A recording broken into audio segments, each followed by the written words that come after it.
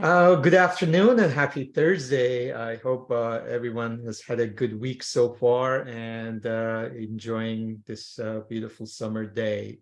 In today's episode, we are going to talk about something that it's sounds really exciting. It sounds very satisfying to learn about investing in penny stocks, and it's a very enticing lesson. But as always, when it comes to investing, the number one thing is protecting your capital. So I want to start with this before we go to penny stocks, which is such an exciting subject.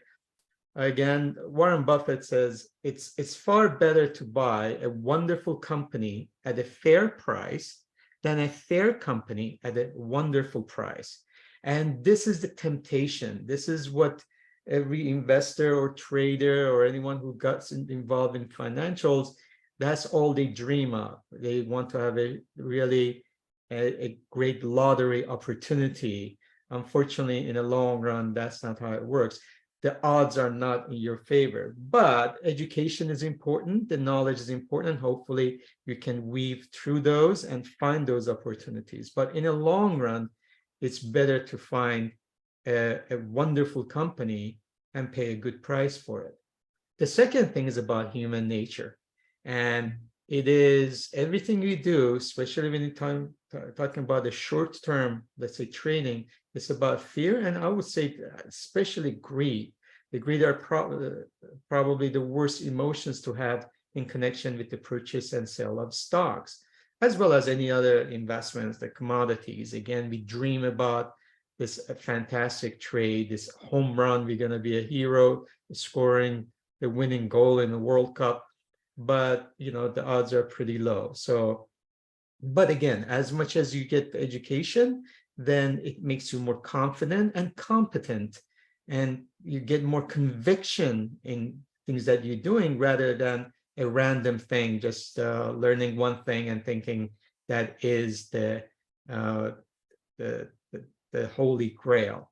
So what we're going to do today, I'm going to go over penny stocks. A lot of things we're going to talk about. These are some of my personal experiences for the past 38, 39 years and what I've seen. But also I want to completely understand about the markets. It's not just give you one tip and say, well, go ahead and tomorrow trade this.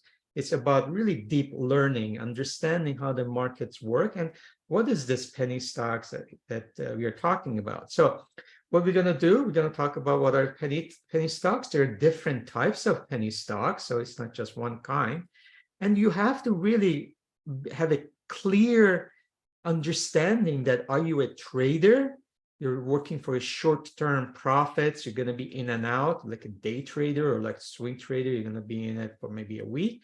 Or are you a long-term investor? You're looking for opportunities to invest in it and you believe in the future of this company and you think it's going to be very rewarding in the long run. Talking about that, we will discuss what is a fallen angel and would they offer opportunities to us as an investor, even sometimes as a trader. Now, when it comes to penny stocks, something is called catalyst. And what is, if you're in chemistry, what is that one factor which changes the whole momentum or the trend of something. That's a catalyst. And it is very important when we're talking about these small companies, catalysts play a role. So we will, again, explore that. And then I will talk to some of the strategies and that you can take advantage of. And one of those strategies are something called pump and dump. And it happens a lot. It doesn't happen in regular stocks most of the time. Because they're very much regulated, but it happens quite often.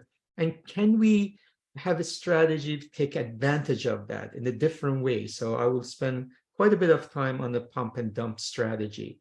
And then we have the reverse stock split strategy. We will compare it to, you have stock splits, but there's something called reverse stock splits.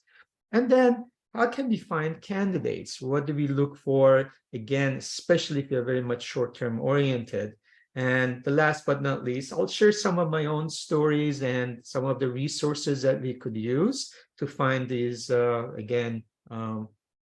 candidates, especially if you're momentum oriented, you want to just do for day trade. What do we look for?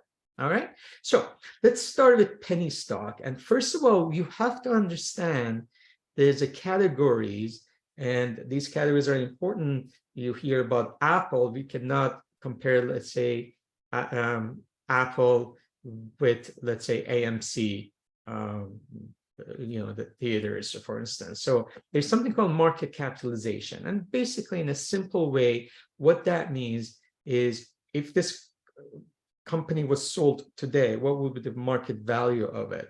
And how you get into find out the value is you find out what is the number of outstanding shares of that stock, and you multiply it with the price of the stock. So as the price of stock goes up, that becomes more expensive. Like again, 2 weeks ago, we were talking about NVIDIA, for instance. In matter of like 1 day, 2 days, it became $1 trillion company just because the price of the shares moved up. So we have categories, and basically based on that, they have a different behaviors. And also there are hedge fund managers or fund managers that they follow a specific style of investing, and they will focus on that. So mainly, there's actually 6 categories. We have 5, but this, if you go on Finviz, for instance, look at the market cap, you will see that there are 6 categories. And number 1 is the mega caps. Their market cap is over $200 billion. And of course, the first thing comes to your mind probably is Apple or Microsoft. These are $1 trillion companies. You think of Google, Meta, and or Berkshire Hathaway. The second one is the large companies, and they are between 10 billion, 200 billion. Then you have the mid-cap companies, and they're $2 billion to $10 billion. And then you have the small companies. And nowadays, there are companies that they are like some of the regional banks or some of the energy companies that you're familiar with. Their value is between 300 million and $2 billion. And then here it comes for the penny stocks. They are micro companies, they're smaller companies, and their valuation is between 50 million to 300 million. And that's where you usually find these candidates for your penny stocks. And then you also have nano companies, and nano companies are companies that under $50 million. Now, just a tidbit before we go to the end, like for instance, each one of these market caps, they have a related index, and all those indexes, they actually allow you to invest in like ETFs, exchange traded funds. Like when we think about mega cap or large cap, you can think of like NASDAQ 100 or S&P 500. So you have SPY like spiders or QQQ. But then you go to like mid cap, you have ETF like EMD. And then when you go to small cap, you have ETF is IWM. And there are many more, but these are the largest one. And even for micro cap, and this is something that you want to pay attention to, is if you want to have a diverse group rather than investing in just one stock, there's IWC, and IWC represents the microcap stock. So just food for thought. I don't have a chart for it, but you can review it. But any one of these categories, there's a related index. So what is penny stock? There are many definitions. I mean, the first thing comes to mind, well, it's called penny. So that means it should be under $1. It's in pennies. And in a nutshell, it's a stock of small companies that trades for less than $5. As we mentioned, their market cap is under 300 million. And these are the stocks that there are 2 reasons they are here. Either there have been a new stock that had been issued a while back and they just trying to grow, become profitable, or you have stocks that they were already established, but do whatever reasons, fundamental reasons, and they have really dropped, and now they are under 10, under $5. So they become really considered penny stocks. So anything under 5, and some people find out that under 10 could even qualify for that. So why is it important to understand the opportunities in the penny stocks compared to exchanges. Now, the risks are involved very much so. So when the companies are low cost and they are usually don't want to be really scrutinized, they go something called over the counter. But then established companies, they like to be established on stock exchanges, which that gives them obviously the visibility, transparency. They get followed by institutions, by analysts. They have publicity. So when we think about exchanges, they include a lot of well-established companies. They do have exchange like New York Stock Exchange is a physical location. And they work, as you know, like from 6:30 or 9:30 a.m. and New York time till 1 o'clock. So they have exchange hours, the stocks are listed, and the transparency is pretty high, and the contracts are standardized. But when we talk about penny stocks, and that's the reason you can also have not only opportunities, but lots of heartache, because they are not the transparency as much. They are a lot of small companies. They usually don't have, there is no exchanges, and these stocks are not listed. So, and basically, let's say we want to be listed in NASDAQ, you have qualifications. And of course, when you're listed in NASDAQ, it gives you that added reward that you are part of an organized listed exchange. So that allows the shares are traded easily, their liquidity, but there are requirements. I mean, I've just listed some of them, as far as the income standards, you have to meet one of these. As far as the number of what is the price of the share, and all of those play a role. So some companies do not have the means and they don't want to be part of this, or they don't qualify, and that's how they end up going to the over the counter. And what is the over the counter is the process of trading securities via broker dealer network rather than being a centralized like New York Stock Exchange. So, and these are the stocks that they are not listed on an exchange. And these are, again, they like to start doing that. So eventually, if they're a long-term oriented, they want to be ending up in one of those exchanges, or this NASDAQ, or be on the New York Stock Exchange. So by at least being listed here, it promotes their equity and financial instruments. They can be traded, so they get that exposure. So when we talk about over the counter, again, that marketplace, you have to look at the advantages of that, but also mainly the disadvantages of working with these type of stocks. Now, the advantage is, well, it's a boon for unlisted small companies because they have that exposure and they are free from a lot of rules. So that could be positive and negative. Most of the time it's negative. And they are not followed by, most of the time, by analysts. They don't have the exposure. So they could be a diamond in the rough because they're scarce. And sometimes you find these companies that they go and you get 10,000% on your money because they were the diamond in the rough. And they are allowed for customization as for needs, so it's negotiable. The disadvantage, of course, is the liquidity, because they're under the radar, they're not being traded as much, so they're not liquid. There is a counterparty risk. There's no other, again, the exchanges, somebody could not honor their contract. And of course, they're very volatile and unpredictable, and there's no transparency. There is no reporting. So you really have to dig through to find information and really have to trust the management. And so in this situation, they are really getting to this bilateral agreement, and that's how the trading happens. Now, before I even go to the types of penny stocks, believe it or not, there are different types. This is so important. If you're doing analysis of these penny stocks, you have to know the intent. And we will talk about pump and dump, and we will talk about different visions that you have. And I will talk about whether you're an investor or trader.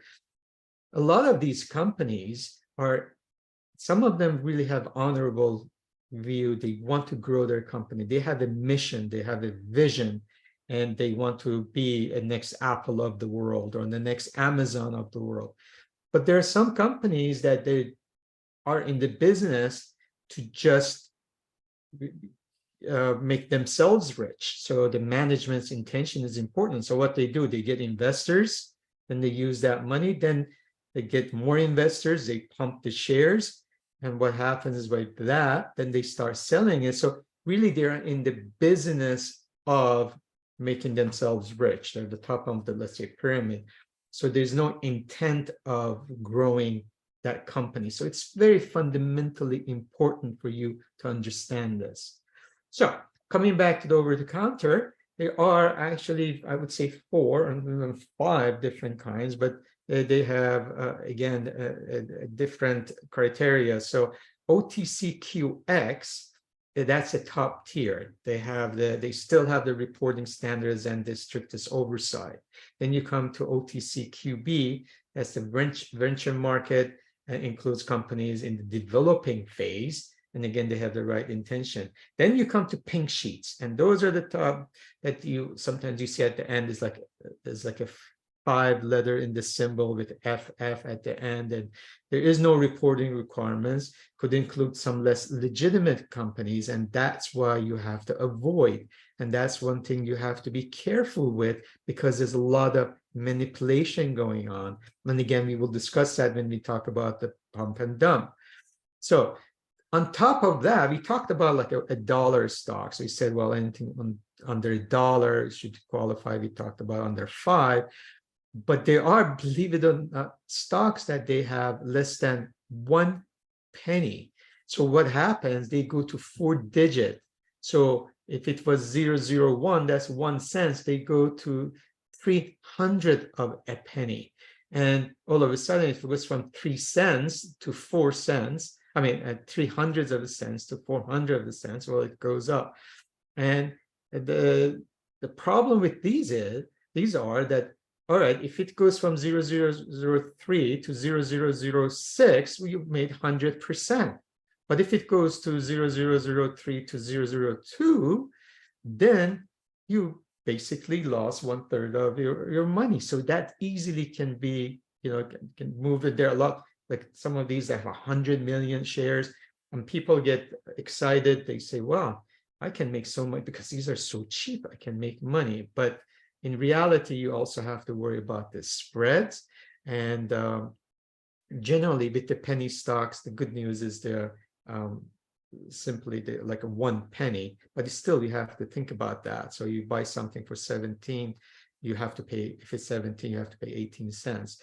But it has become more liquid, so you can do that. The other good news is a lot of, again, brokerages make the penny stocks available, whether it's Charles Schwab or Thinkorswim. And some of them, like Fidelity, they do have no commissions. So, but with these really subpar, I would say less than a penny stocks, you usually have to call them and trade them. Generally, sometimes it does not happen online. So just be careful with that and be aware of the commissions with these. So, but this is another kind of a penny stock. So, when it comes to, again, making decisions, here you have to make that differentiation.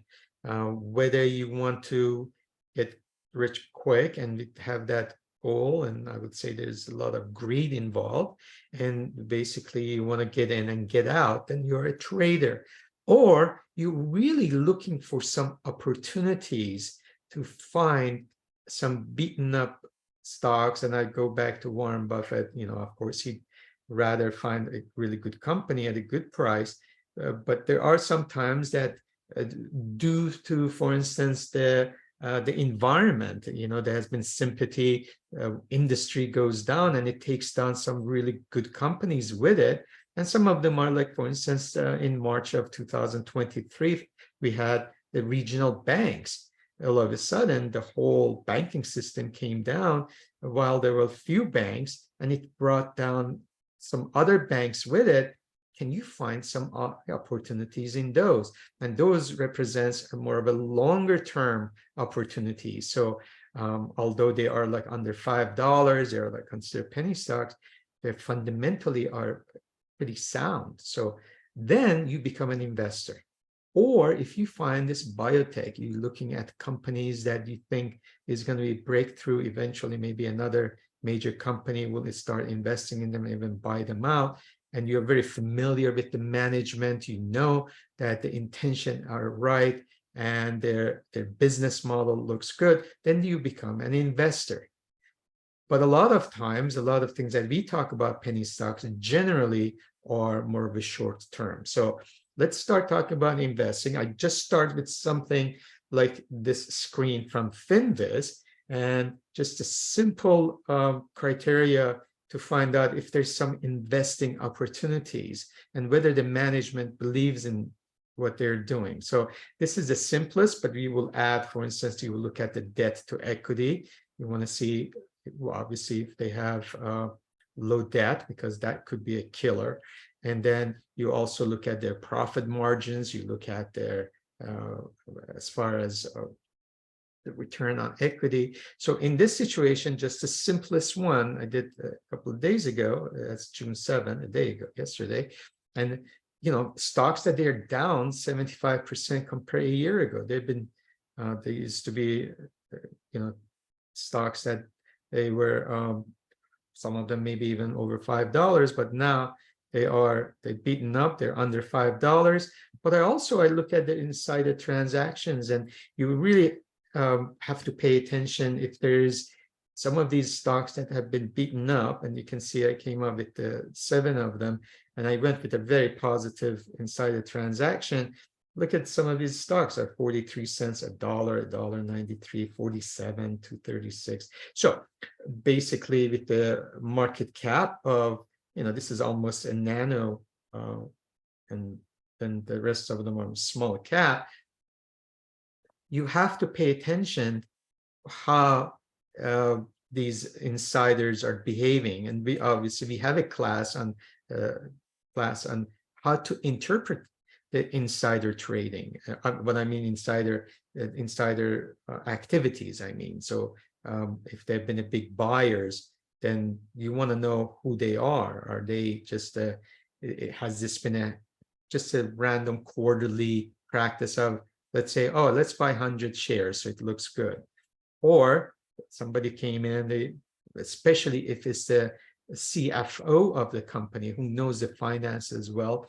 If this company, for instance, they have not been buying their own shares for a long time, and all of a sudden you see there's a movement, not just by one, but let's say CEO and the vice president and the CFO and the CIO, they all getting involved and they buying good number of shares. And then we have like another, like a director comes in, then we have this cluster. So there is this movement. So they believe that, for instance, their value has gone pretty low, and it's very attractive time to move in. So these are the things, and you have to remember insiders when it comes to NASDAQ or NYSE, they cannot sell their shares for 6 months. So they really have to have that blackout period. So that gives you that they are looking for more longer term. So this is one of the ways you can look at it as an investor. I give you one example. Let's share this story.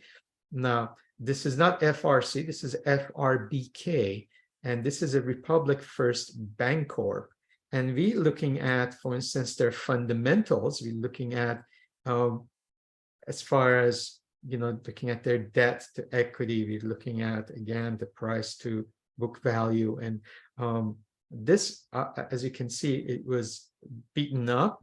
And now, basically looking at the technical side of things, it has had a nice move from May. So we want to get confirmation, but maybe this is something in a long run, basically you should evaluate to see if it's a good candidate for you based on fundamentals. So this is technically a penny stock. Basically it's $1.33. And Actually, when I looked at it, it was up 11%. So you can go, this is on Yahoo Finance. You look at, let's say, you look at the statistics, the share statistics, you can see what is the average volume. You want liquidity has been 1.2 million. On the 10 days is about 787,000. So there's a lot of liquidity. And basically, you see that there's a 21% shares are held by insiders. You want to do a little more investigation. Who are these insiders? And there's about 52% by institutions. So that means there's still more room for institutions to come back. So basically, something like this, it might not be a good candidate, although when you look back, you know, here, of course, if you would have been involved, got at the right time, and we broke right, this was this nice channel. We went below that, and then by using candles movement, and it's right around here, you could have bought it once we broke above the moving average. This could have been a nice, you know, 30–40% return on your money. But generally, with something like this, you probably will look more of a long term, or at least take some profits and hold on to the rest. So that's one way. Another one, you know, this is SFIX. It's on a per retail. Again, was beaten up and fundamentally has started moving. You can see there's no debt. They are. I look for, when I'm looking for a long term, I want to make sure they're optionable. And you can also look at the short, and you can see there's a 16% has been short. So that could be a momentum. And one of the reasons this thing has moved so fast, going from $3 to $4.94, which is a, you know, 56% move in a month. So these are, again, could be more of a fundamental or swing trading, especially if they have options. And this is a $500 million, so it's a small cap. But then you also have, so these were like more of fundamentally, but there's something called fallen angel, and some of these might have been part of that. But when we talk about fallen angel, these are the stocks that had fallen far from their past highs and can be tempting. So I want to separate that temptation, and that's where your, again, knowledge and education comes. That fundamentally you have to analyze a company if you want to be a more of a longer term investment, so you don't get tempted because something has come down so much that you say, well, this is going to be great because they can go up. No, there is a reason these companies have beaten up so badly. So the market knows something. One of the good examples for you would be a fallen angel, would have been Bed Bath and Beyond. Bed Bath and Beyond, you know, if you look at the chart, just go back last year when the CEO came, and you know, there was a room we bought, and then he sold it. It was like about $25, and then the rest is history. You know, it became a penny stock. Now, would you buy Bed Bath and Beyond as a penny stock? No, well, they went bankrupt. All the stores are being closed. So basically, you go back, you look at Sears and Holdings, for instance. They, you know, you might not remember, but they used to be, they are the pioneer on again, retail stores and talking about malls. So just be careful, because something is fallen so much, that doesn't mean it's going to bounce back. So you have to pay attention to underlying reasons what happened. One of the tricks that you could use to see if this company still has a good balance sheet and it still has a good momentum is something called Altman Z-score. And the Z-score, it shows you the credit strength. It's a credit strength test that gauges the public traded in a manufacturing mainly. So it's not something with when we're looking at like the financial technology. This mostly in the manufacturing, even technology. If it's a manufacturing, you could, but other parts it doesn't work. But it does allow you to do some analysis. I'll give you one example. This is from Guru Focus. And when you go to Guru Focus, I'm using Microsoft as one example. So you see Microsoft, and when you go to Altman Z-score, you see it's at 9.73 out of 10. That means the chances of this company going bankrupt is close to zero. There is just so much stability. Compare that to Beyond Meat. Now, Beyond Meat, you know, had a nice day today, actually. And what has happened with Altman Z-score is that negative 81. I mean, this is like completely under stress. So the chances of this company going bankrupt is very high. So I'm not saying this should be the one criteria you have to emphasize, but it gives you a heads up. If you're going to be in this company, most likely either they really have to bring management, they got to really put a lot of capital and has the taste, these are alternative to meat company, the plant-based meat. So has the consumer taste has changed, and is there a savior for this? So if you're looking for a long term, maybe you should spend your time in something alternative, or you look at the human behavior in this situation. Some people will think that, oh, this is a turnaround story, they get in. You should probably look at companies like this with its short bounces, more of a taking your profits than staying for a long run. I hope that's helpful. So let's come back to penny stocks and think about, when you think of penny stocks, something called catalyst, as I mentioned in chemistry. What is that catalyst that it will change the momentum and trend of the stock? And it happens in penny stocks a lot. And that's what you need to know. So when we talk about catalysts, we basically, there's 5 of them. I've put under probably many more, but like any other companies, especially the ones that they are not sub $1 and they are listed on OTC, not the pink sheets, they come up with their earnings. And if the earnings are good and they have a positive outlook, that gives the momentum, especially if the volume has been pretty low, that has a staying power. So that one you can get in and maybe stay for a little while with that. So that's one of the catalysts. The second one you hear, and they get a lot, is the new contracts. These are smaller companies that once they get a contract, especially with the government or a good brands, a good companies, they're the well-known companies that it's not really just the news for the sake of the news. That means there will be more cash flow, that will be more staying power. So you want to pay attention to that, if there's new contracts, if it's, and make sure this is legit. Then the other one is, it depends on the news. For instance, there's something, I give you one simple example, is like now with the Canadian fires, what's going on is affecting New England, from New York to Boston, Maine, to all the way to Washington, D.C. Now there is more demand for the mask, 91s.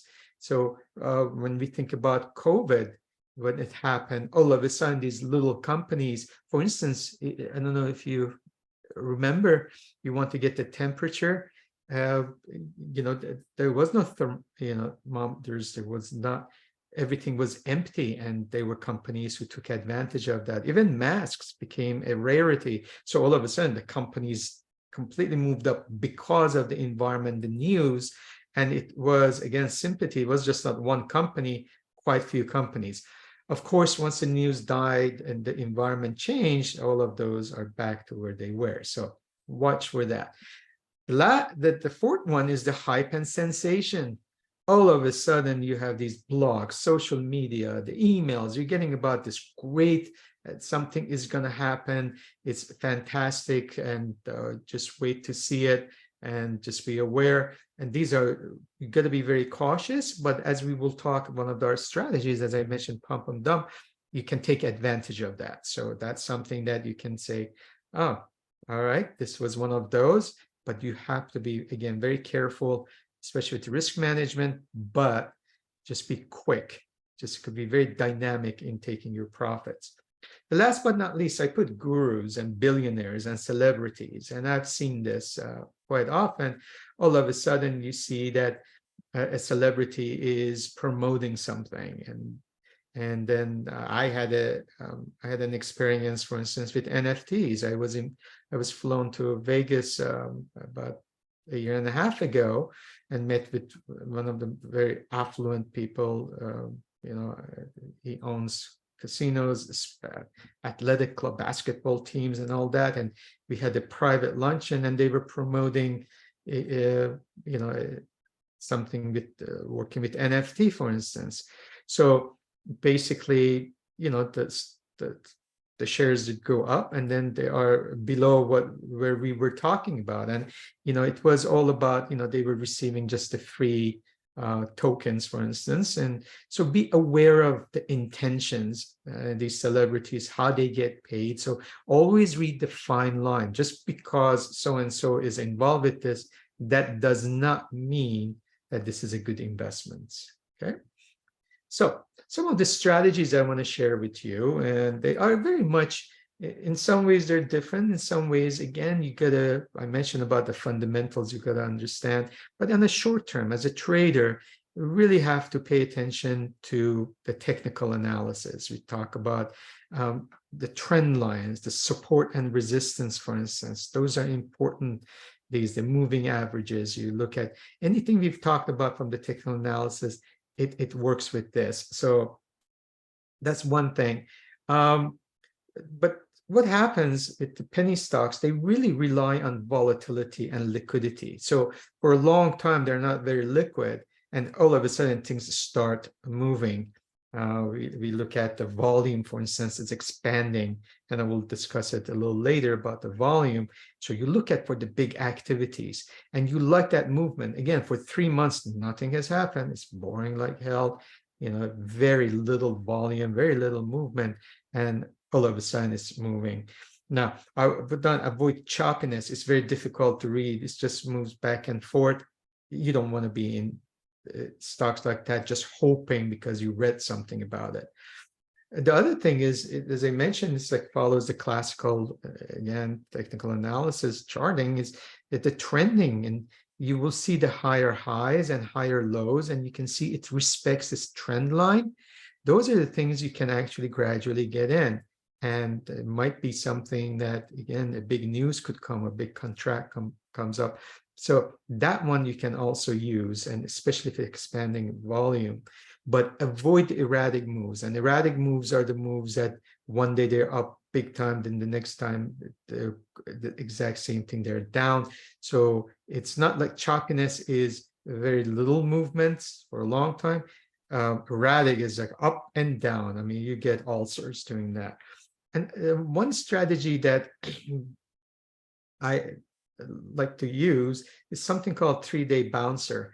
Now you will have this big move, and then it will retrace. That means it comes out sometimes 50% of it. So I would use Fibonacci, for the 50, and then it moves back up again like a basketball, and then comes down again, and it just moves up. That gives you some entry point, and I will say, those retracements offer you, those pullbacks offer you entry again, but eventually it dies down. So just be careful with that.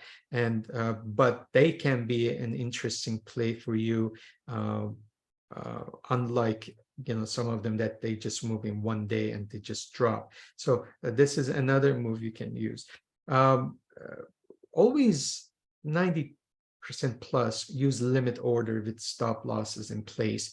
Do not use market order unless you're really desperate and there's a lot of liquidity. You want to get out, yes, just do it. Take the profits. Or if you want to get in and you see the volume is expanding, then get in.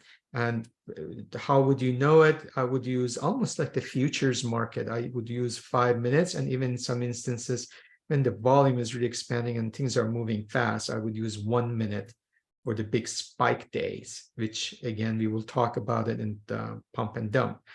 And this is very important. This is based on my own experiences, and I've done this with many stocks, including, like AMC, for instance, when I got in about $2.30.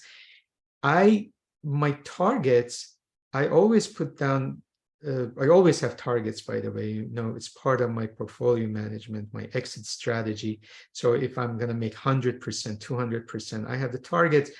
When I put in, I make sure I put it on good till cancel with extended hours. And the reason for being is a lot of these stocks, they have their moves pre-opening. So all of a sudden, you see the stock has already moved so much, like at 5:30 a.m. Pacific Coast time, before even it opens.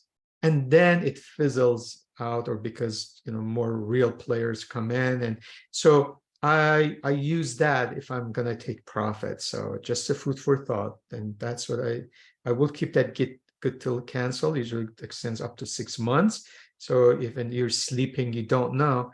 And it has happened to me. I woke up, it happened with I think the AMC, it had like $60 or something, and it came up and it had already hit the target, and then it went down. So take advantage of that.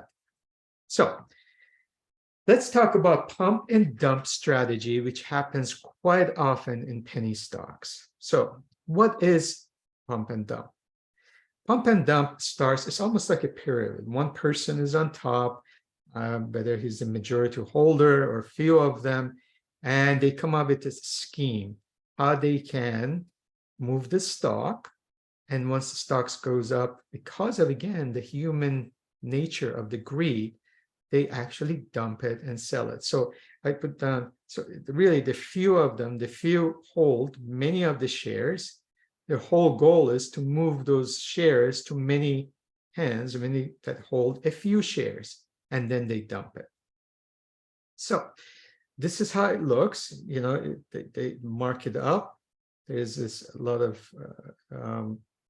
promotion and everything, and then they really push it up, and then you have the crash.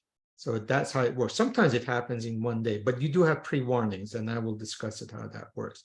So pump and dump is a scheme that attempts to boost the price of stock through recommendations based on false, misleading, or greatly exaggerated statements.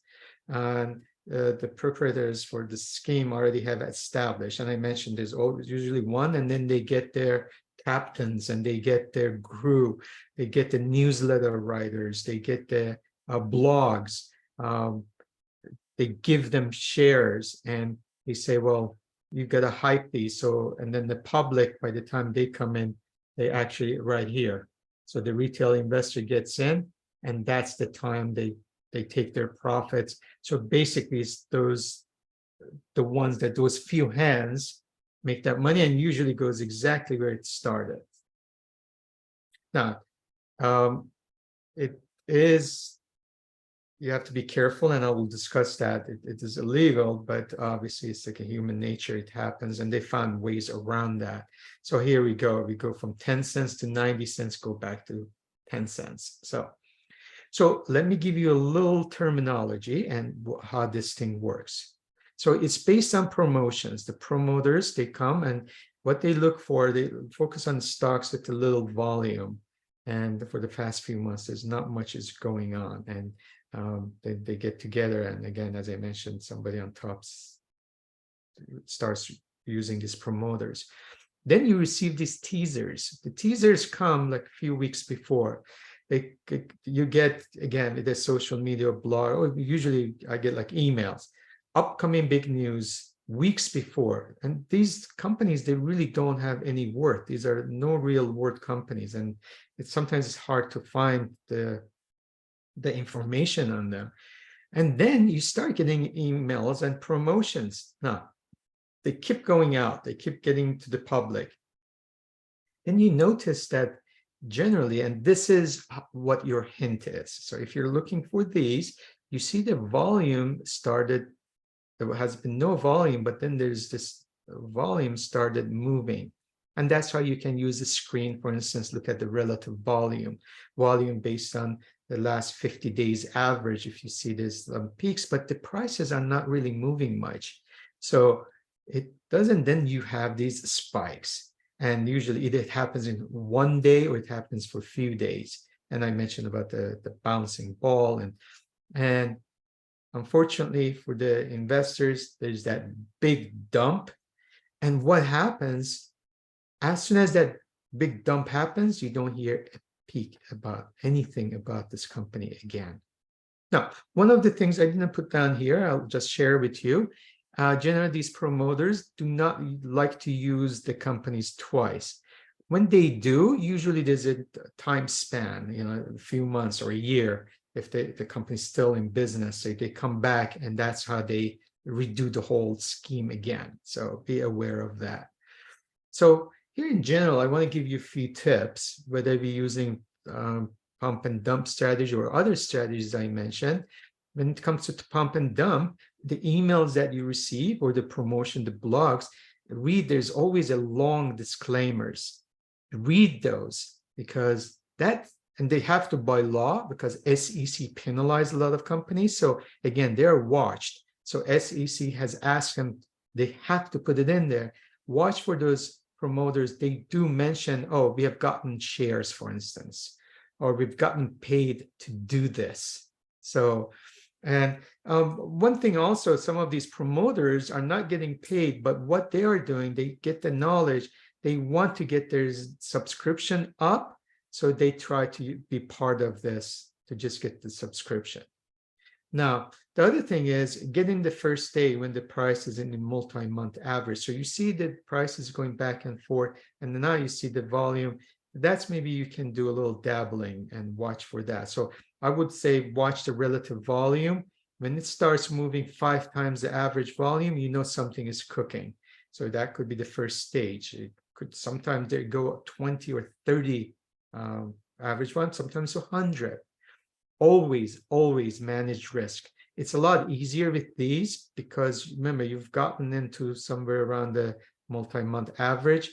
Just put it, where you feel comfortable. You want to either use the price below, a few ticks below that.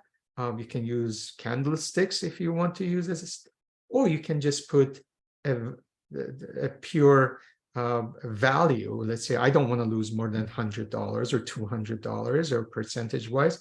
I'm good.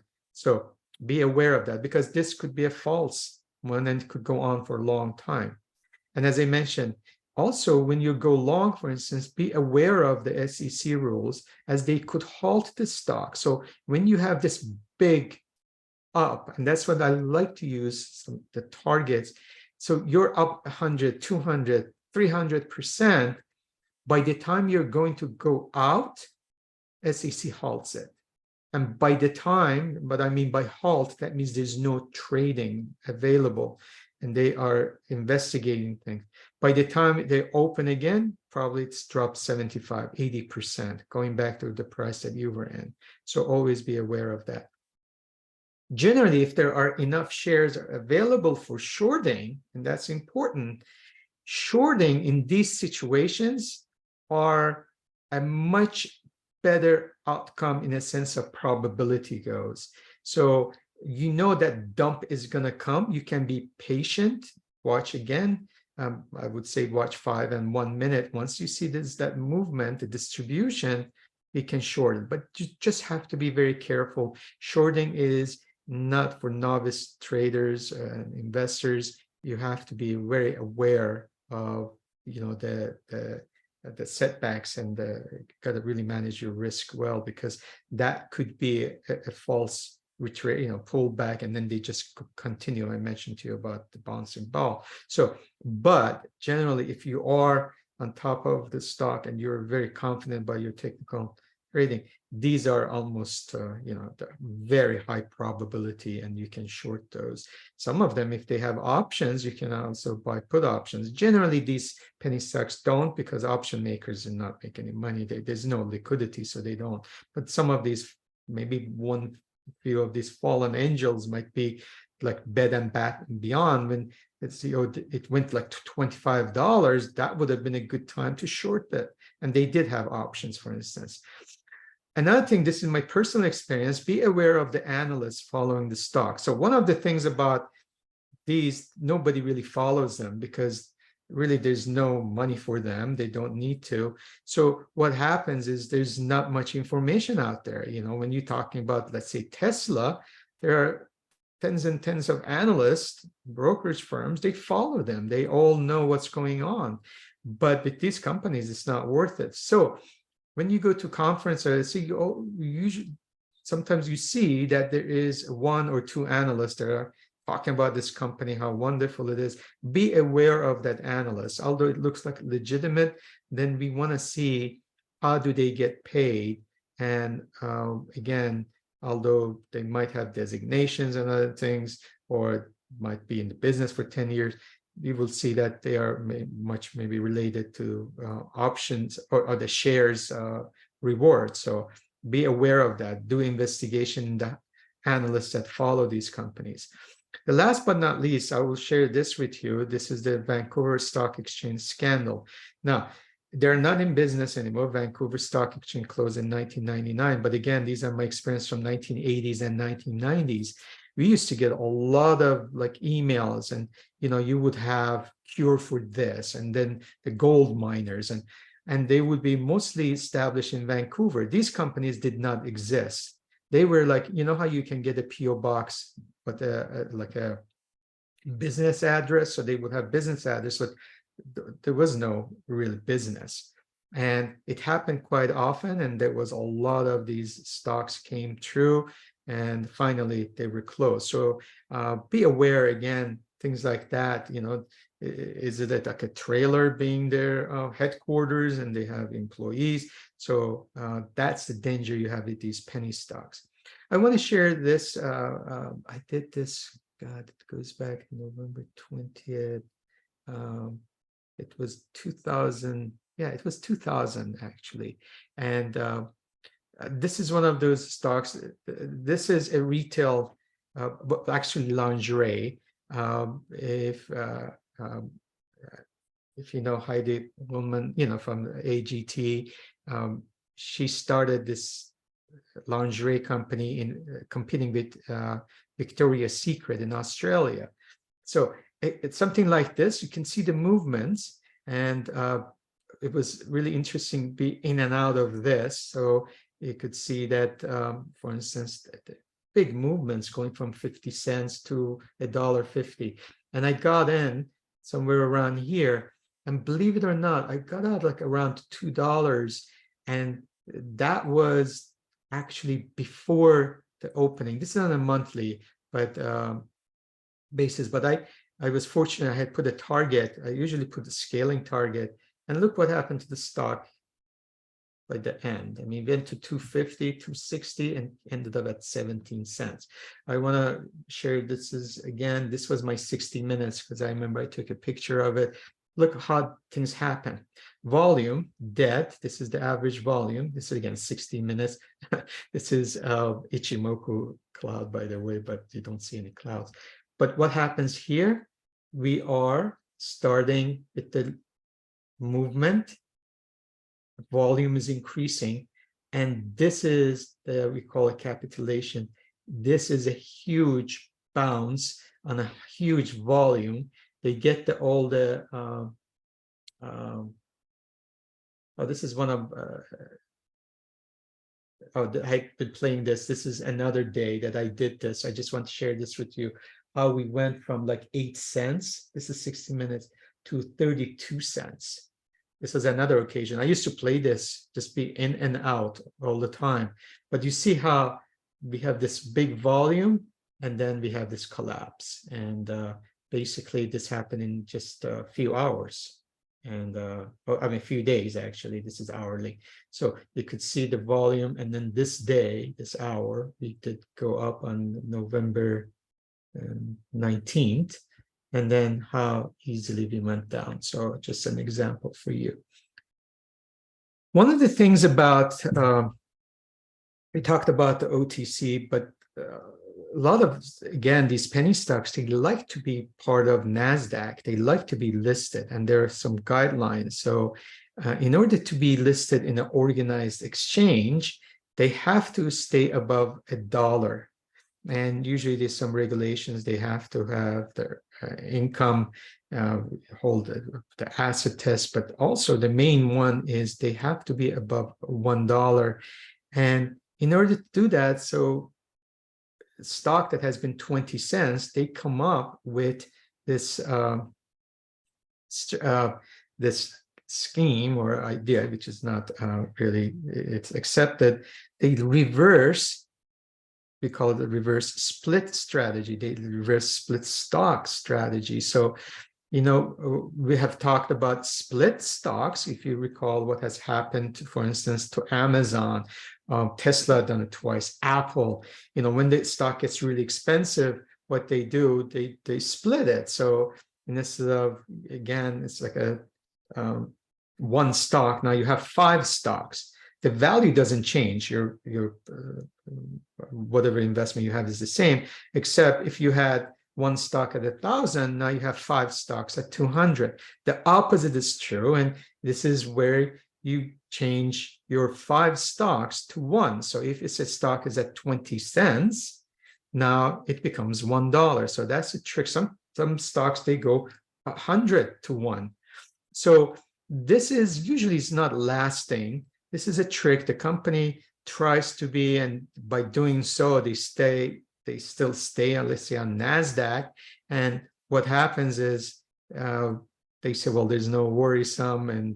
But eventually, my experience is all these reverse stock splits, what has happened in the past, they doesn't end well. They end up either going bankrupt or end up going back to the OTC or pink sheet. So be aware of that. But what is the strategy that you could use? You can look at some of the news or Benzinga, for instance, and find out there is announcement. And again, because not many people follow it, maybe you can use it as a hint. Find out some of the stocks that they are going for the reverse stock split. So you can maybe screen and find out which stock it is. Generally, there's like a movement. So they usually have a big spike or a movement to the high. And then after the announcement comes and they did the reverse stock split, they fizzle out. So that's another way of, again, finding information. The other thing is about a lot of penny stocks or big movers happen in biotech. And biotech is companies that they're looking for. Majority of them, the intention is good. Maybe a doctor who wants to find a cure for cancer or whatever, the technology. But a lot of them, they just go through cash so fast. They really have to get lucky. And many of them stay in business for many, many years and they burn through cash. So they're very special. So when you're investing in biotechs, especially in small cap companies, you have to know their filing schedule and the stages of their development, as far as like the FDA goes, because they have to file. Is it stage 1 or 2 or 3? Where do they stand? When will be the decision out? Because there's a panel that goes through those things. So you really have to be a good student of these companies, and you have to have a really deep understanding of what they do, what is the management. And as I mentioned, it takes a lot of times, a lot of research and development, and also a lot of spending. But when things start working out, I mean, they become, most of the times a larger pharmaceutical company comes and takes over. So it ends up very good. So whether it's the diabetes or if it's like a kidney. But it is very speculative. All of these are, just remember that. It's almost sometimes like gambling. So what happens, they go through cash a lot. These companies, in order to stay in business, they spend their own money, they borrow, but they also have to have investments. And there's something called burn rate, and it's used to describe how quickly a company is spending its cash reserves to cover overhead costs. And it's also, again, it becomes a negative cash flow. So usually they don't have money coming in. So basically what we want to know is what is their longevity, how much, let's say they have $1 million and they're spending $200,000 a month. I think it's coming, they will be in business 5 months. So be aware of that. Make sure that they do have fundings available. So don't go blindly thinking that, this company is going to cure this. No. So biotechs are very important. So next, how do we find these candidates? So if you want to look at, this is from Finviz. First thing in the morning, you see there, right in the first hour, you see there's a lot of big movers. And majority of them are low cost or like penny stocks. So maybe it's in the beginning. Some of them you can go and pre-hours. This is not pre-hours, pre-opening hours, but they usually continue. So this is from this morning, for instance. Well, those are candidates as top gainers. The other way would be, for instance, this is from TradeStation. This is as of, this morning, 7:23. One, again, it shows what was the big movers. So, by the way, when you see HB after name, that means hard to borrow. And when it's hard to borrow, that's difficult to short these. So just for your information, look at like CVNA, for instance, up 24%. But these are these movers, and you can basically either use that. The other one, you can go on Thinkorswim also. There's a lot of bar chart. This is from bar chart, and you can see. And then you go to OTC. They all tell you, the big movers, and basically based on that, you can do your investigation for that day, for instance, and to see if there's really any fundamental reasons to maybe even hold. Maybe this is a turnaround. So one thing I will also suggest, you can also, if you have usually the people who get into penny stocks because they have a small amount of capital, and this is the quickest way they think. Unfortunately, you can easily lose that. So one of the ways you can, if you're not 100% sure, but you are thinking of a theme, maybe you could have a portfolio of 10 or 15 stocks and put like $200 in each. I'm just using an example. And that should not be more than 10%. The maximum would be 20% because these are risky. And especially if there's a good balance sheet, there's a healthy growth, looks good, maybe then you can add more to it and have a 3 to 5 year horizon. If it's not, and I go back, it's based on a theme. And a couple of years ago, like cannabis stocks, 2.5 years ago, that was a theme, with the new presidential party and, coming in, and there was a hope that cannabis stocks will do well. All the states are approving it, but there were like thousands. There's lots of penny stocks. I mean, you might think of like Tilray, for instance, but there were a lot of penny stocks. So some people just didn't know what to do, although there are some ETFs now, but then they would just buy 10, 15, 20 stocks, and one of them will go up 1,000, 2,000%. Some of them will go down 50%. So that would be one trick, but these are very kind of a short term. Just be aware of that. NFT was big, cryptos, there've been tons of, again, you look at the digital currency, you go to cryptos and they're like a lot of penny stocks there. So have a portfolio rather than like one or two. And then you have to really manage them dynamically. You have to manage that position. So the resources, some of the places you can go if you're really interested in penny stocks, you can go directly to otcmarkets.com, and there, market, look at the market. They have stock screener if you want to use. Raging Bull is more of a blog. They come out with a lot of news. If you want to follow them for penny stock ideas, there's a pennystock.com itself. It's more of a, again, bumping, but there's a lot of news if you want to follow that. The last but not least, and then we can go to bar chart, but those are the specifically penny stocks. For many years, I was involved with a good friend who ran, it was called California Investor Conference. And I think did it for 25 years. It's not there anymore.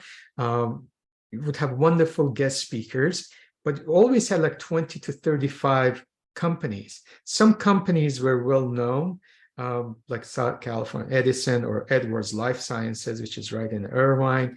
But there's a lot of them that they were really startup companies, or they were newer companies. As a matter of fact, I remember in 2011 or 12, I always brought some of my students to these events. Now you see those electric bikes, it started here. So, but you would find one or two gems, but the rest, if you look back, some of those companies don't exist. So one of the ways, if you want to be involved, there are always conferences for these newer companies.